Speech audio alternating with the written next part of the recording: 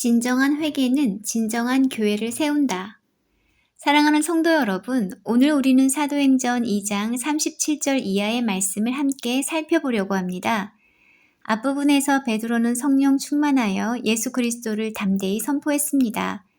예수님이 하나님께서 보내신 분이시고 십자가에 죽으셨고 하나님께서 그를 다시 살리셨고 이제 주와 그리스도가 되셨다고 선포했습니다.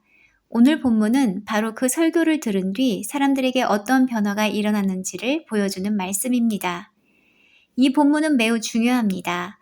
왜냐하면 여기 있는 복음을 들은 사람이 어떻게 반응해야 하는지, 또 복음을 참되게 받아들인 공동체가 어떤 모습으로 세워지는지가 아주 분명하게 나타나기 때문입니다. 다시 말하면 오늘 본문은 참된 복음은 사람을 어떻게 바꾸는가, 참된 회개는 어떤 공동체를 만들어내는가를 보여줍니다. 오늘 저는 이 본문을 통해 한 가지 중심 주제로 말씀을 나누고자 합니다. 바로 진정한 회개는 진정한 교회를 세운다는 내용입니다. 오늘 본문을 한 장면처럼 천천히 눈앞에 그려보시기 바랍니다. 오순절의 열기로 가득한 예루살렘입니다. 절기를 맞아 세계 여러 지역에서 사람들이 몰려 있습니다. 거리에는 수많은 사람들이 서 있고 방금 전까지 놀라운 일이 일어났습니다. 갈릴리 사람들인 제자들이 각 나라의 언어로 하나님의 큰 일을 말했고 사람들은 놀랐고 당황했고 어떤 사람들은 조롱했습니다. 그 혼란의 중심에서 베드로가 일어나 설교했습니다. 이제 그 설교가 끝났습니다. 조금 전까지 웅성거리던 군중이 갑자기 잠잠해진 것 같습니다. 사람들은 움직이지 못합니다. 누군가는 고개를 떨구고 있고 누군가는 먼 곳을 바라보다가 다시 베드로를 쳐다봅니다. 어떤 사람은 손을 꼭 쥐고 있고 어떤 사람은 숨을 깊게 몰아쉽니다. 왜 그렇습니까? 방금 들은 말이 그들의 마음을 꿰뚫었기 때문입니다.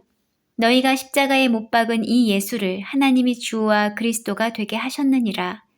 이 말씀이 단지 귀에만 들린 것이 아닙니다. 마음에 박혔습니다. 양심에 꽂혔습니다. 이제 그들은 더 이상 군중으로 남아있을 수 없었습니다. 사람들이 그랬다가 아닙니다. 내가 그랬다가 됩니다. 예수님을 거부한 것은 바로 나다. 하나님의 보내신 분을 거부한 것은 바로 나다. 이 깨달음이 밀려옵니다. 성경은 아주 짧지만 강하게 말합니다. 그들이 이 말을 듣고 마음에 찔려. 이 표현은 그냥 감동을 받았다는 뜻이 아닙니다. 마음이 베인 것입니다. 양심이 무너진 것입니다. 자기 죄가 보인 것입니다. 그리고 그들은 더 이상 침묵할 수 없어 외쳤습니다. 형제들아, 우리가 어찌할꼬? 이 질문은 호기심이 아닙니다. 정보가 더 필요해서 던지는 질문도 아닙니다. 절박한 질문입니다. 길을 잃은 사람이 출구를 찾듯이 죄를 깨달은 사람이 살 길을 묻는 것입니다. 이제 나는 어떻게 해야 합니까? 이 죄를 어떻게 해야 합니까? 하나님 앞에서 어떻게 해야 합니까? 사랑하는 여러분, 바로 이 지점에서 교회가 시작됩니다. 교회는 단지 사람들이 모였기 때문에 생기는 것이 아닙니다. 교회는 마음이 찔리고 회개가 일어나고 예수님께로 돌아오는 사람들이 생길 때 시작됩니다. 그러므로 오늘 본문은 단순히 초대교회의 아름다운 생활을 소개하는 본문이 아닙니다. 그보다 먼저 복음을 들은 사람이 진짜로 변화될 때 어떤 일이 일어나는가를 보여주는 본문입니다. 오늘 본문을 자세히 보면 베드로의 설교를 들은 사람들의 변화는 매우 분명하고도 단계적으로 나타납니다. 그들은 단순히 순간적인 감동을 경험한 것이 아니었습니다. 그들은 실제로 돌이켰고 실제로 새로운 공동체의 일원이 되었고 실제로 새로운 삶을 살기 시작했습니다. 이 본문을 통해 우리는 진정한 회개가 어떤 것인지 그리고 진정한 회개가 왜 진정한 교회를 세우는지를 배울 수 있습니다. 첫 번째, 진정한 회개는 먼저 마음이 찔리는 데서 시작됩니다. 사람들의 변화는 가장 먼저 마음의 찔림으로 시작됩니다. 이것이 중요합니다. 사람은 자기 죄를 보지 못하면 절대로 바뀌지 않습니다. 아무리 좋은 말을 많이 들어도 아무리 교회 생활을 오래 해도 자기 죄를 보지 못하면 진짜 변화는 시작되지 않습니다. 베드로의 설교를 들은 사람들은 처음에는 군중이었습니다.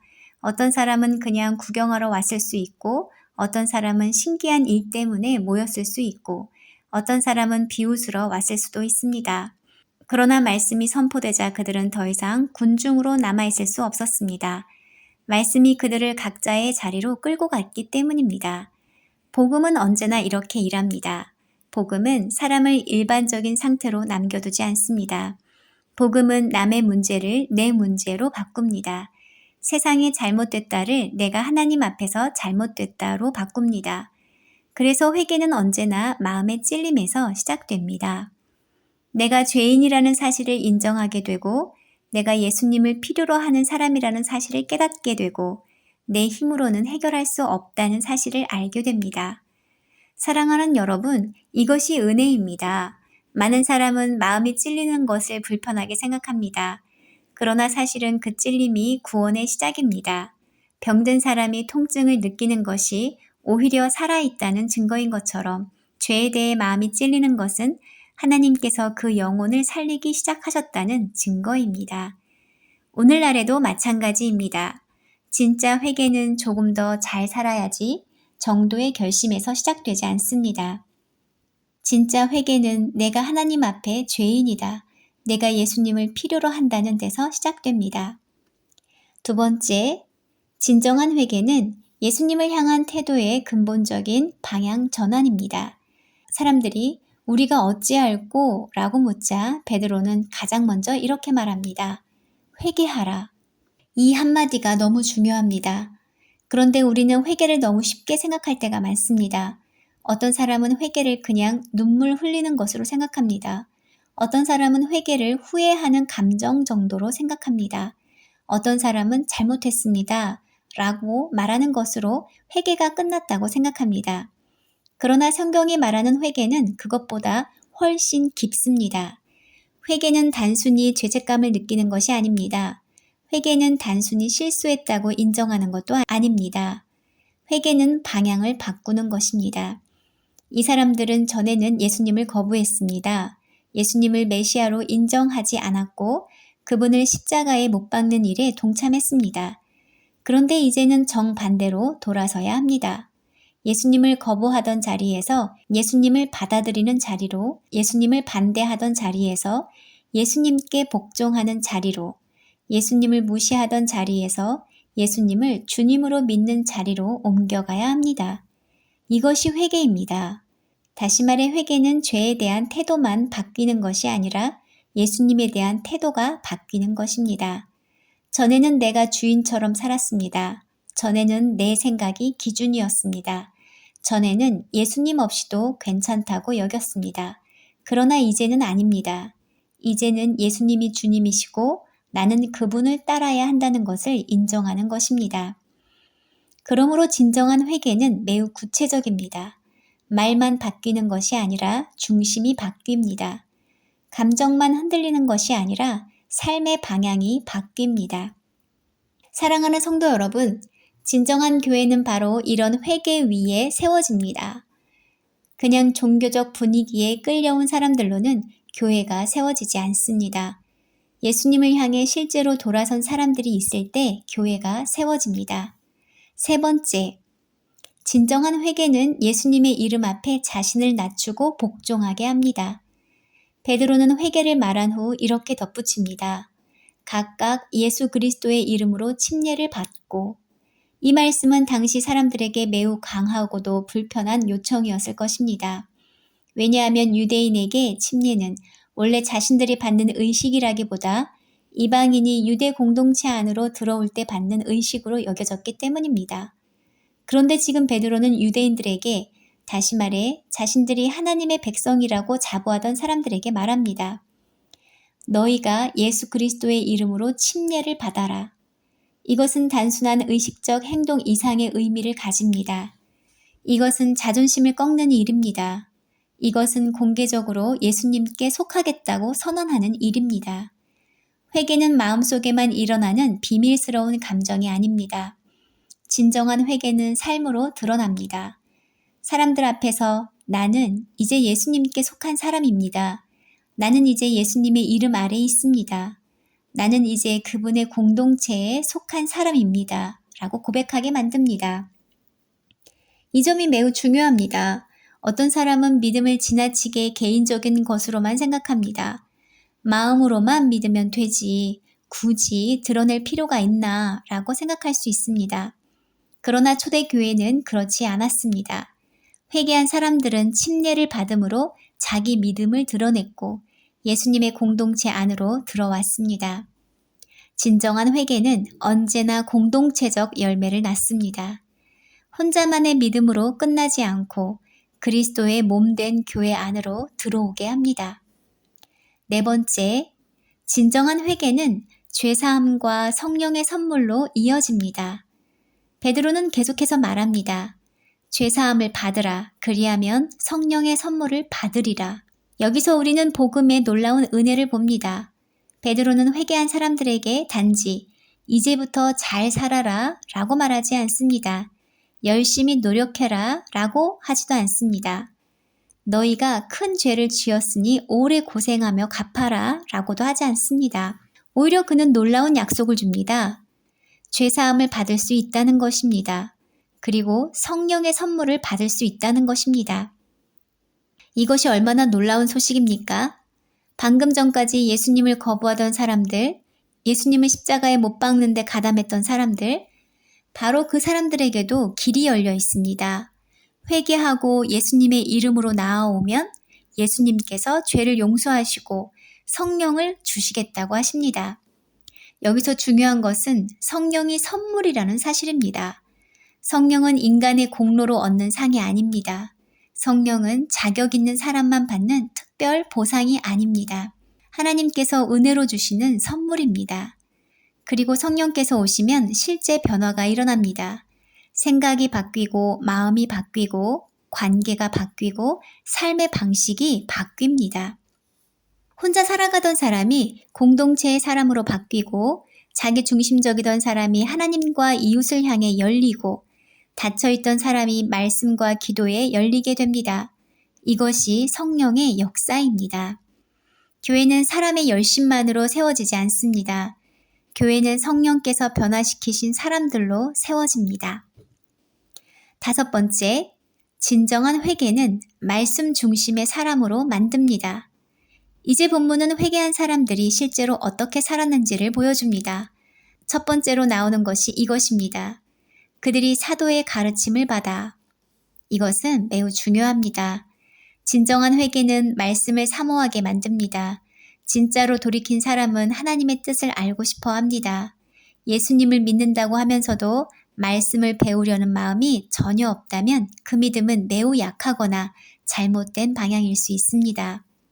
초대 성도들은 사도들의 가르침에 힘썼습니다. 이것은 단순히 지식을 쌓기 위한 일이 아니었습니다. 그들은 예수님이 누구신지, 복음이 무엇인지, 이제 어떻게 살아야 하는지를 배우고 싶어 했습니다. 말씀을 듣고 배우고 마음에 새기고 삶으로 살아내려 했습니다. 교회는 말씀 위에 세워져야 합니다. 프로그램 위에 세워지는 것이 아닙니다.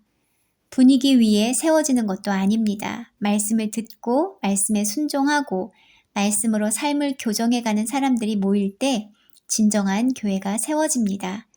그러므로 진정한 회개가 있는 곳에는 반드시 말씀에 대한 갈망이 생깁니다.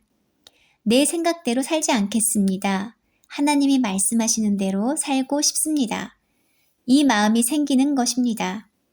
여섯 번째, 진정한 회개는 교제를 회복하고 사람을 공동체 안으로 들어오게 합니다. 본문은 계속해서 말합니다. 서로 교제하며. 이 교제는 단순히 친하게 지내는 정도가 아닙니다. 이것은 영적인 가족됨입니다. 같은 예수님을 믿고 같은 복음을 붙들고 같은 성령 안에서 한 몸이 되었다는 사실을 실제 삶 속에서 누리는 것입니다. 초대교회 성도들은 혼자 신앙생활하지 않았습니다. 그들은 함께 살았습니다. 서로를 알고 서로의 필요를 보고 함께 기뻐하고 함께 울고 함께 하나님을 섬겼습니다. 이것이 왜 중요합니까? 진정한 회개는 사람을 고립시키지 않기 때문입니다. 예수님께 돌아온 사람은 동시에 예수님의 몸인 교회로 들어오게 됩니다. 오늘날 많은 사람들이 신앙을 지나치게 개인화합니다. 나는 하나님만 잘 믿으면 된다. 굳이 사람들과 깊이 연결되지 않아도 된다라고 생각합니다. 그러나 성경은 그렇게 말하지 않습니다. 회개한 사람은 교회 안으로 들어오고 교회 안에서 다른 성도들과 연결됩니다. 왜냐하면 하나님은 우리를 홀로 믿게 하지 않으시고 함께 믿게 하시기 때문입니다. 진정한 교회는 친교 프로그램이 많아서 생기는 것이 아닙니다. 예수님 안에서 진짜로 하나 된 사람들이 있을 때 생깁니다. 7번째, 진정한 회개는 예수님의 희생을 기억하며 함께 살아가게 합니다. 본문은 또 말합니다. 떡을 떼며. 이것은 단지 밥을 함께 먹었다는 뜻만이 아닙니다. 물론 초대교회는 실제로 함께 식사도 했습니다. 그러나 여기에는 예수님의 몸을 기억하는 성찬적 의미도 담겨 있습니다. 다시 말해 그들은 예수님의 십자가를 기억하며 함께 모였고 그 은혜 안에서 자신들이 한 몸이라는 사실을 확인했습니다. 이것은 매우 중요합니다. 교회는 단지 목적이 비슷한 사람들이 모인 단체가 아닙니다. 교회는 예수님의 희생으로 하나 된 공동체입니다. 우리는 같은 은혜를 받은 자들이고 같은 피로 씻김 받은 자들이며 같은 주님께 속한 자들입니다. 그래서 떡을 떼는 공동체는 자기 중심적으로 살 수 없습니다. 예수님의 희생을 기억하는 사람은 다른 사람을 함부로 대할 수 없습니다. 자기가 용서받은 자라는 것을 아는 사람은 다른 사람을 쉽게 밀어낼 수 없습니다. 진정한 회개는 예수님의 은혜를 기억하고 그 은혜를 기억하는 사람은 다른 성도들과 함께 살아가게 됩니다. 8번째, 진정한 회개는 기도하는 교회를 세웁니다. 본문은 이어서 이렇게 말합니다. 오로지 기도하기를 힘쓰니라. 이 표현은 그냥 가끔 기도했다는 뜻이 아닙니다. 기도에 전념했다는 뜻입니다. 기도가 그들의 공동체 생활의 중심이었다는 것입니다. 왜 그렇습니까? 진정한 회개는 사람으로 하여금 자기 힘의 한계를 알게 하기 때문입니다. 자기 죄를 본 사람은 자기 힘으로 살 수 없다는 것도 알게 됩니다. 그래서 하나님께 매달리게 됩니다.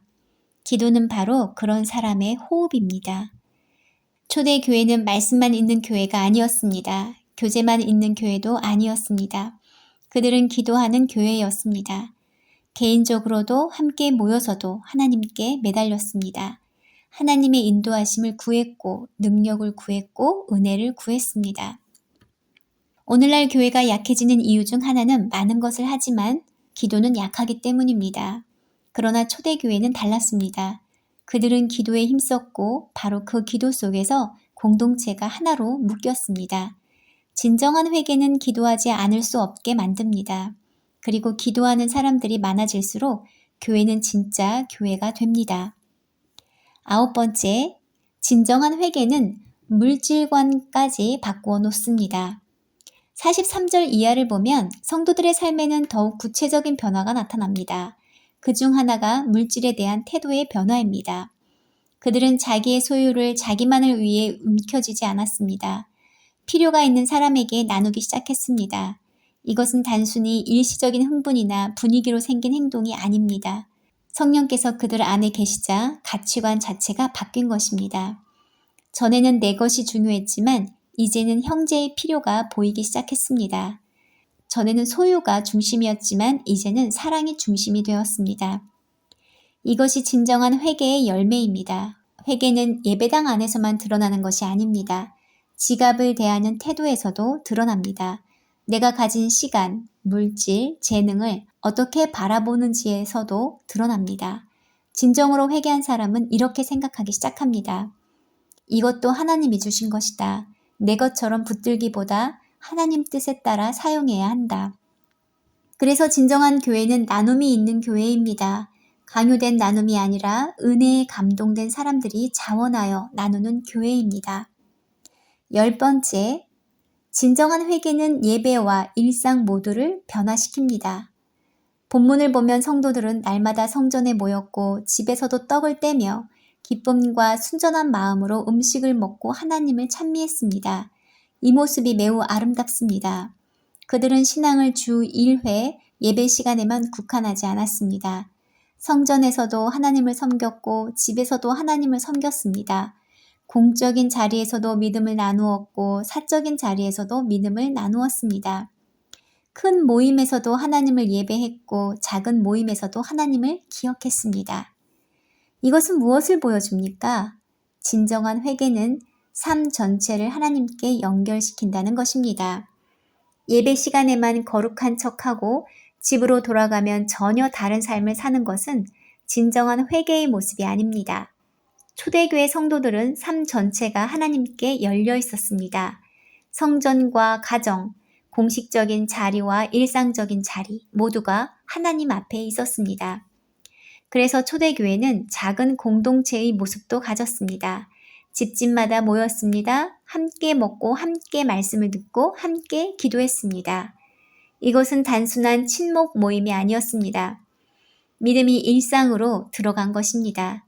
사랑하는 성도 여러분, 교회는 주일 오전 1시간만으로 세워지지 않습니다.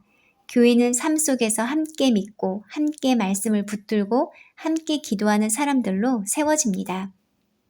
11번째, 진정한 회개는 세상 가운데 아름다운 증거가 됩니다. 본문 마지막은 매우 인상적입니다. 그들은 하나님을 찬미했고 모든 사람에게 칭송을 받았으며 주께서 구원받는 사람을 날마다 더하게 하셨습니다.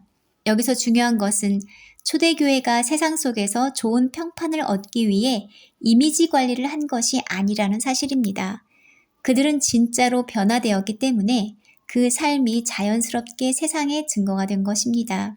사람들은 그들의 사랑을 보았고 그들의 나눔을 보았고 그들의 기도와 기쁨과 순전함을 보았고 그들 가운데 역사하시는 하나님을 보았습니다.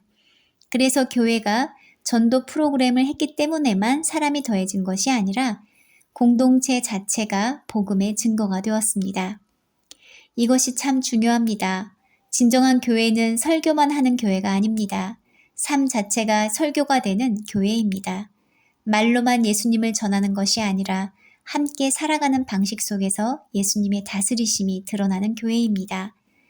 그리고 성경은 분명히 말합니다. 주께서 구원받는 사람을 날마다 더하게 하시니라. 교회를 세우시는 분은 결국 하나님이십니다. 그러나 하나님은 아무 공동체에나 사람을 더하지 않으십니다. 복음의 열매가 드러나는 공동체, 회개와 말씀과 교제와 기도와 나눔이 살아있는 공동체에 사람들을 더하게 하십니다. 오늘 우리 교회는 무엇을 개선해야 하는가? 사랑하는 성도 여러분, 이제 우리는 오늘 본문 앞에서 우리 자신과 우리 교회를 돌아보아야 합니다. 초대 교회의 모습을 보면 참 아름답습니다. 그러나 동시에 우리는 질문해야 합니다. 오늘 우리 교회는 무엇을 개선해야 하는가? 여러 가지를 말할 수 있습니다. 말씀, 기도, 나눔, 전도, 소그룹, 섬김, 예배 모두 중요합니다. 그러나 오늘 본문을 따라 한 가지를 꼽자면 저는 이것을 말씀드리고 싶습니다. 우리 교회는 서로의 삶을 실제로 나누고 돌보는 공동체성을 더 회복해야 합니다. 왜 이것이 중요할까요? 초대교회는 단지 같은 장소에 모이는 사람들이 아니었기 때문입니다. 그들은 서로를 알고 서로의 필요를 보고 실제로 함께 살아갔습니다. 교제는 인사 정도가 아니었고 나눔은 형식이 아니었고 공동체는 이름만 있는 것이 아니었습니다. 그런데 오늘 교회의 약점 중 하나는 함께 예배는 드리지만 서로의 삶을 모른 채 지나치는 경우가 많다는 것입니다. 같은 공간에 앉아있지만 서로 무엇이 힘든지, 누가 외로운지, 누가 흔들리는지, 누가 도움이 필요한지 모르고 지나갈 때가 많습니다. 그러면 교회는 커 보일 수는 있어도 깊어지기는 어렵습니다.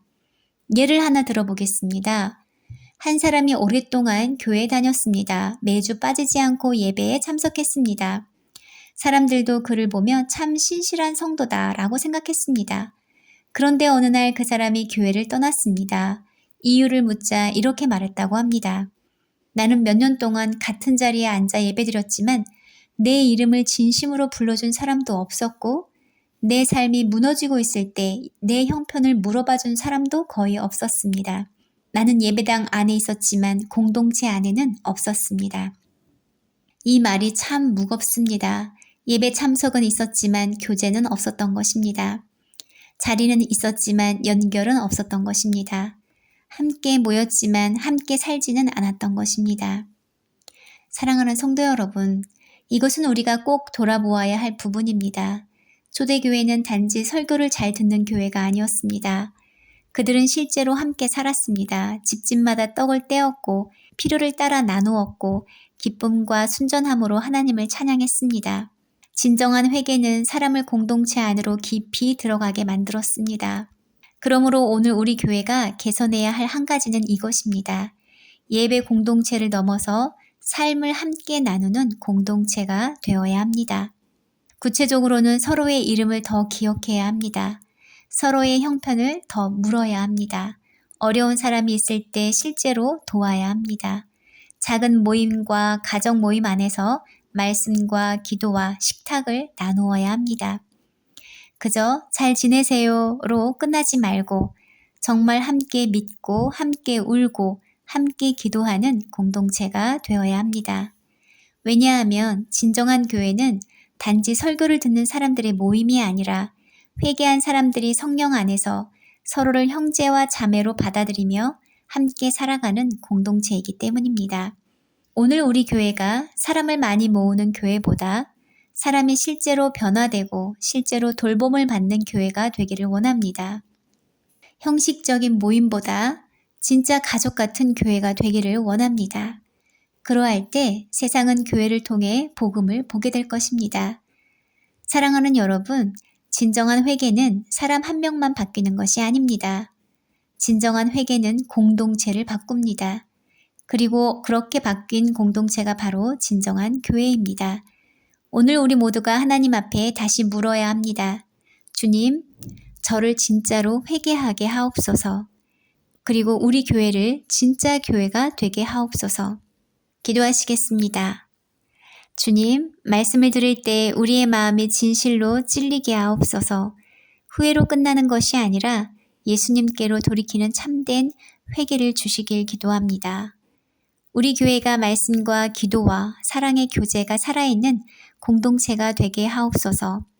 서로의 삶을 외면하지 않고 실제로 돌보고 함께 살아가는 그런 교회가 될 수 있길 기도합니다. 예수님의 이름으로 기도드렸습니다. 아멘.